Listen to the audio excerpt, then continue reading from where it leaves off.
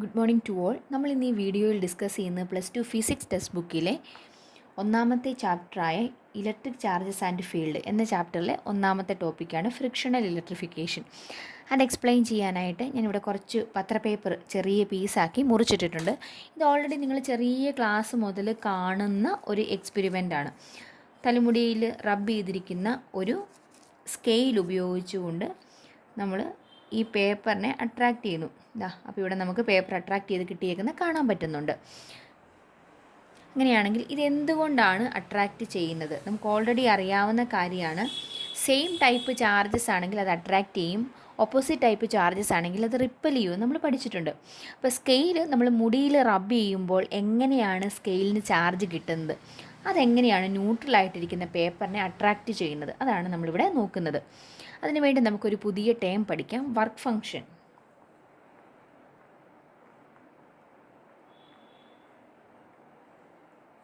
Denote ചെയ്യുന്ന letter phi ആണ്. അതായത് ഒരു മെറ്റൽ സർഫസ്, ആ മെറ്റൽ സർഫസിൽ നിന്നും ഇലക്ട്രോൺസിനെ പുറത്ത് കൊണ്ടുവരാൻ വേണ്ടി ആവശ്യമായിട്ടുള്ള ഫ്രീ ഇലക്ട്രോൺസിനെ പുറത്ത് കൊണ്ടുവരാൻ ആവശ്യമുള്ള മിനിമം എമൗണ്ട് ഓഫ് എനർജിയാണ് വർക്ക് ഫംഗ്ഷൻ എന്ന് പറയുന്നത്. So work function is the minimum amount of energy that can be used to liberate an a free electron from a metal surface. Suppose this is a metal surface A. Then ഇതിനകത്ത് free electrons ഉണ്ട്. നമ്മൾ energy ഉപയോഗിച്ച്, അതായത് energy ഇങ്ങോട്ട് കൊടുക്കുകയെന്ന് വിചാരിക്കും. ഒരു 10 joule energy ഇതിലേക്ക് apply ചെയ്തപ്പോൾ ഇലക്ട്രോൺ പുറത്ത് വന്നില്ല. ദെൻ ഒരു 10.1 ജൂൾ കൊടുത്തപ്പോഴും വന്നില്ല. ഒരു 10.2 ജൂൾ ആക്കിയപ്പോൾ ഇതിനകത്തുനിന്ന് ഇലക്ട്രോൺസ് പുറത്തേക്ക് ചാടിയെന്ന് കരുതുക. അങ്ങനെയാണെങ്കിൽ മിനിമം എത്ര ജൂൾ എനർജി വേണം? 10.2 ജൂൾ എനർജി ഉണ്ടെങ്കിൽ മാത്രമേ ഉള്ളൂ ഈ മെറ്റൽ സർഫസിൽ നിന്ന് ഇലക്ട്രോണിനെ പുറത്ത് കൊണ്ടുവരാൻ പറ്റുള്ളൂ. അങ്ങനെയാണെങ്കിൽ ആ മിനിമം എമൗണ്ട് ഓഫ് എനർജിയാണ് നമ്മൾ എന്തെന്ന് വിളിക്കുന്നത്? വർക്ക് ഫംഗ്ഷൻ എന്ന് വിളിക്കുന്നത്. ഇങ്ങനെയാണ് രണ്ട് ഒബ്ജക്റ്റുകൾ. നമ്മൾ വേറൊന്നും കൂടി എടുക്കുന്നു, ബി എന്ന് പറയുന്ന ഒരു ഒബ്ജക്റ്റും കൂടി എടുത്തു, വേറെ മെറ്റൽ സർഫസ്. അത് തമ്മിൽ റബ്ബ് ചെയ്യുവാന്ന് വിചാരിക്കുക. അപ്പോൾ എന്ത് സംഭവിക്കും? ഇവിടുത്തെ വർക്ക് ഫംഗ്ഷൻ 14 ജൂൾ ആണെങ്കിൽ ഇത് തമ്മിൽ റബ്ബ് ചെയ്ത് കഴിയുമ്പോൾ എവിടെ നിന്ന് എങ്ങോട്ടായിരിക്കും ഇലക്ട്രോണിൻ്റെ ട്രാൻസ്ഫർ ഉണ്ടാവുന്നത്? ഇവിടെ 10.2 ജൂൾ എനർജി കിട്ടിക്കഴിഞ്ഞാൽ ഇലക്ട്രോൺ പുറത്ത് വരും. ഇവിടെ 14 കിട്ടിയാലേ പുറത്തേക്ക് വരുള്ളൂ. അങ്ങനെയാണെങ്കിൽ ഇത് തമ്മിൽ റബ്ബ് ചെയ്ത് കഴിയുമ്പം എവിടെ നിന്നായിരിക്കും പെട്ടെന്ന് ഇലക്ട്രോൺസ് പുറത്ത് വരുന്നത്? ഈ എയിൽ നിന്നായിരിക്കും ഇലക്ട്രോൺസ് ആദ്യം പുറത്ത് ചാടുന്നത്. ഇനി 10.2ഉം 14ഉം ഒക്കെ എനർജി വേണം. ആ എനർജി എവിടെ നിന്ന് കിട്ടും? ഇത് പരസ്പരം റബ്ബ് ചെയ്ത് കഴിയുമ്പോൾ നമുക്കറിയാം, നമ്മുടെ രണ്ട് കൈ കൂട്ടി ഉരസി കഴിയുമ്പോൾ കൈക്കകത്തൊരു ചൂട് അനുഭവപ്പെടും അല്ലേ? അതായത് റബ്ബ് ചെയ്ത് കഴിയുമ്പോൾ അവിടെ ഹീറ്റ് എനർജി പ്രൊഡ്യൂസ് ചെയ്യുന്നുണ്ട്. ആ ഹീറ്റ് എനർജി ഉപയോഗിച്ചുകൊണ്ടാണ് ഇലക്ട്രോൺസ് പുറത്ത് വരുന്നത്.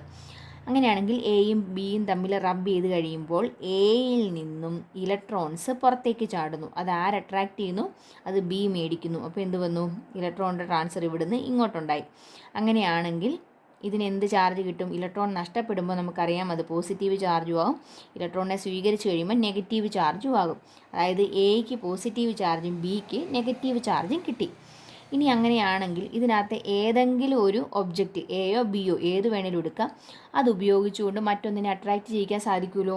അതായത് ഇവിടെ ഒരു പോസിറ്റീവ് ചാർജുള്ള ഒരു ഒബ്ജക്റ്റ് ഇരിക്കുവാണെങ്കിൽ എ ആണ് കൊണ്ടുവരുന്നതെങ്കിൽ എന്ത് പറ്റും? അട്രാക്റ്റ് ചെയ്യുമോ? ഇല്ല, റിപ്പൽ ചെയ്യും. സെയിം ടൈപ്പ് ചാർജസ് ആകുമ്പോൾ റിപ്പൽ ചെയ്യും. ഇനി പകരം ബി ആണ് കൊണ്ടുവരുന്നെങ്കിലോ ഇത് തമ്മിൽ അട്രാക്റ്റ് ചെയ്യും അല്ലേ? അപ്പോൾ അതേ സെയിം രീതിയിലാണ് നമ്മൾ ഇവിടെ ഈ മുടിയുടെയും സ്കെയിലിൻ്റെയും കാര്യം പറഞ്ഞിരിക്കുന്നത്. അതായത് സ്കെയിലും മുടിയും തമ്മിൽ റബ്ബ് ചെയ്ത് കഴിയുമ്പോൾ ഏതെങ്കിലും ഒന്നിൽ നിന്ന് മറ്റൊന്നിലേക്ക് ഇലക്ട്രോണിൻ്റെ ട്രാൻസ്ഫർ ഉണ്ടാവുന്നുണ്ട്. അങ്ങനെ വന്നു കഴിയുമ്പം സ്കെയിലിനൊരു ചാർജ് ഉണ്ടാവുമല്ലോ. മേ ബി പോസിറ്റീവ് ആകാം അല്ലെങ്കിൽ നെഗറ്റീവ് ആകാം. അങ്ങനെയാണെങ്കിൽ അത് എന്തുകൊണ്ട് പേപ്പറിനെ അട്രാക്റ്റ് ചെയ്യുന്നു? പേപ്പറിന് നിലവിൽ ചാർജൊന്നുമില്ല.